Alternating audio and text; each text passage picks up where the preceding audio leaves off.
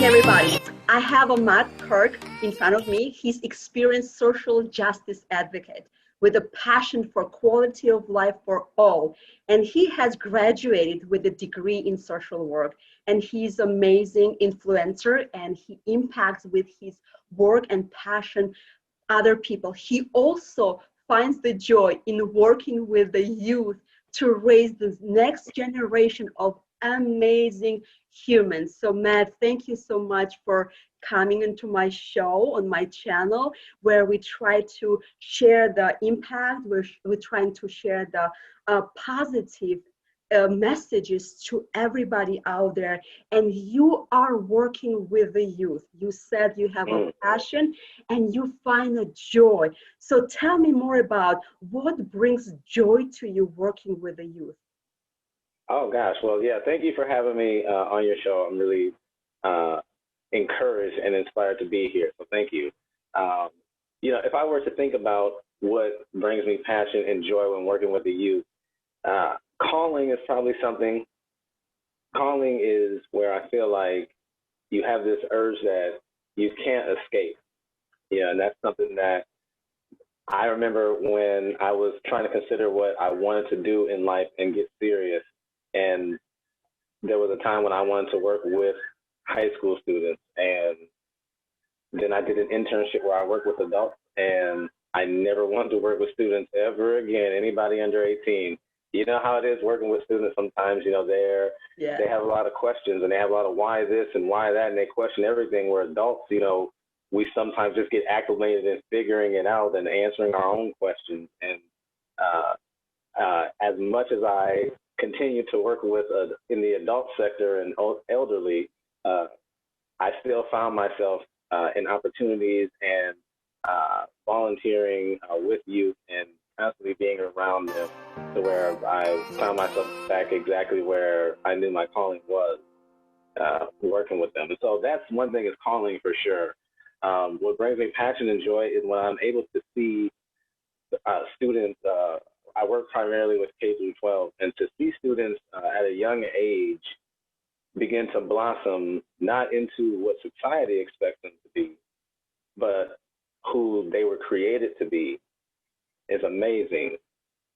I know that when, I think from experience for me, when I was a kid, I know that I kept Matt Kirk hidden from all of society, because I'm just like, I don't think that I am needed in the world. So it's best that I just keep myself hidden, and stay under the radar. And that's okay. But at the same time, I know now that I'm a way different person, now that I'm able to express. And, sometimes it takes people some time to blossom. But if I can be a part of that process, to where I'm able to give students a safe space to explore and to branch out and try things. We're living in a society, in a time where, people are taking chances and trying all kinds of things. And also, it's not the cool thing to be the person standing out all the time. So, we're always fitting into a bubble or whatnot. And yes, that's interesting. What someone else is going to think. Yeah. I have a question. Like right now, the youth is expressing their voice, and they're trying to influence and impact. They wanted to be heard out there. What do you think they're trying to achieve? What voices do you think they're trying to portray? That's a really good question. The voice, it's almost what I see, especially you've been seeing adolescents, teens, in the news, giving statements, protesting.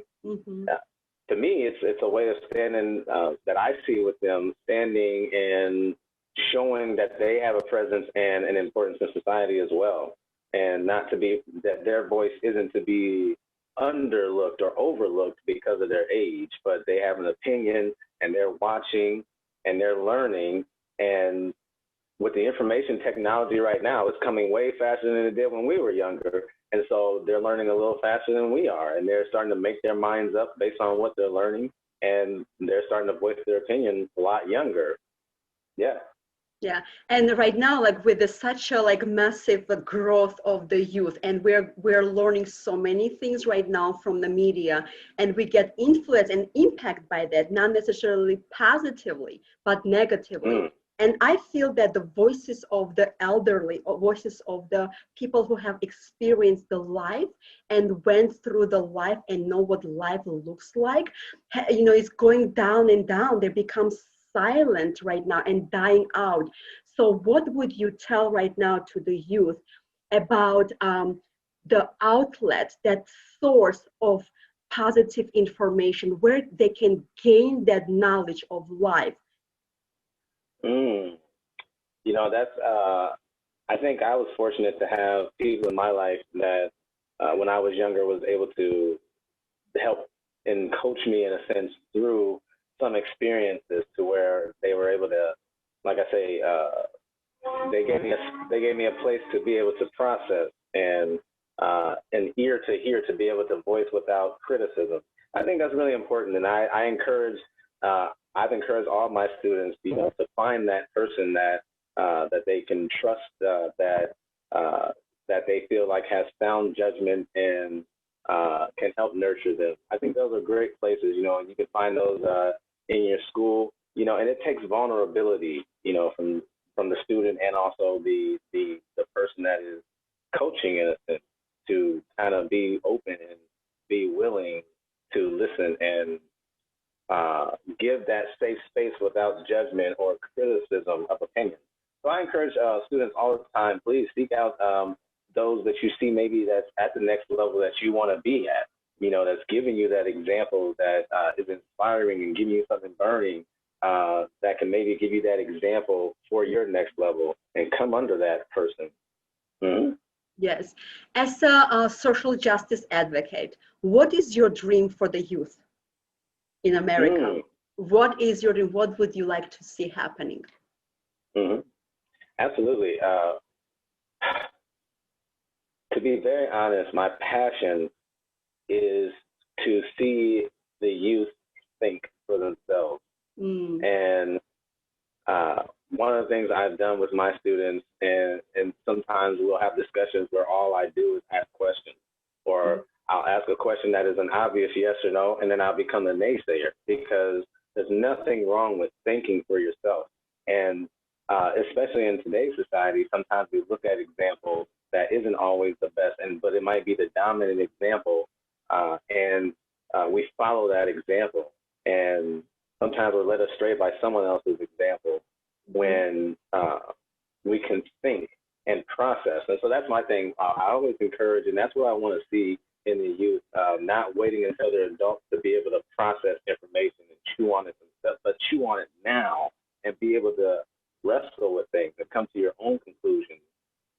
So yeah, that's my passion for them, is to be able to think and formulate and process, not just take information and this is what it is. That's excellent. Thank you, Matt, for this amazing opportunity that you have given to the youth out there and in our community. That the way that you influence them and impact them. I've seen you in work, and I think it's very effective.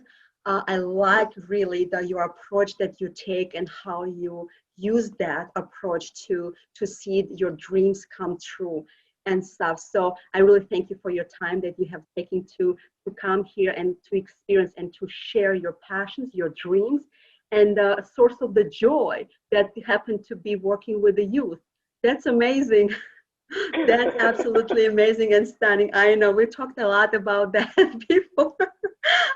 Yeah, And stuff. absolutely. So yeah, so this is just amazing. So Matt, you have a great evening right now, and we're going to have more interviews with you because I know you have a bigger dreams, you have a bigger things out there that you're doing right now. I don't want to burst anybody's bubble right now, but it's coming. So I'm very excited That's about right. your projects, your dreams that you are trying to accomplish, and we're going to discuss that in the next time. I appreciate you saying that. Thank you. I look forward to the next time. Thank you so much for having me. Bye.